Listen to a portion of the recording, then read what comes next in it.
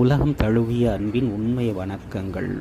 காலையில் நாம் எழுவதற்கு வேலைகள் பல கோடி நமக்குள்ளும் நமக்கு வெளியிலும் நடக்குது. முதல்ல நம்மளை விழிப்பு ஏற்படுத்துவதற்கு அலாரம் ஒன்று இயற்கையாக உள்ள அடிக்கும். அதாவது மூளைக்கு அந்த கார்டிசோல் அப்படிங்கிற ஹார்மோன் அதை அனுப்புது. அதுக்கப்புறம் வெளியில் பார்த்தோம்னா முதல்ல சூரியனுடைய கதிர்கள் அது நம்ம மேலே நேராக படலைனாலும் அந்த கதிர்கள் முதல்லையே நம்மளை அலர்ட் பண்ணுது. அது எழுந்துறீங்க அப்படின்னு சொல்லுது. அதுக்கப்புறம் பறவைகளின் ஒலி, இயற்கையான சிம்பனி அவைகள் வரும். அதுக்கப்புறம் இலைகளின் சலசலப்பு,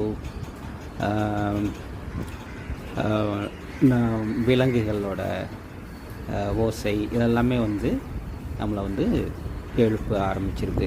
அதுபோல் கண்ணுக்கு தெரியாத நுண்ணுயிரிகள்லேருந்து மிகப்பெரிய விலங்குகள் வரைக்கும், படைப்புகள் வரைக்கும், மற்றும் இயற்கையில் உள்ள மரங்கள், செடிகள், புதர்கள் எல்லாமே நமக்கு உயிர் கொடுப்பதற்காக, நமது உடல் செயல்பாடுகள் சரியாக நடப்பதற்காக, நாம் வாழ்வதற்காக கோடானு கோடி பணிகளை செய்து கொண்டிருக்கின்றது.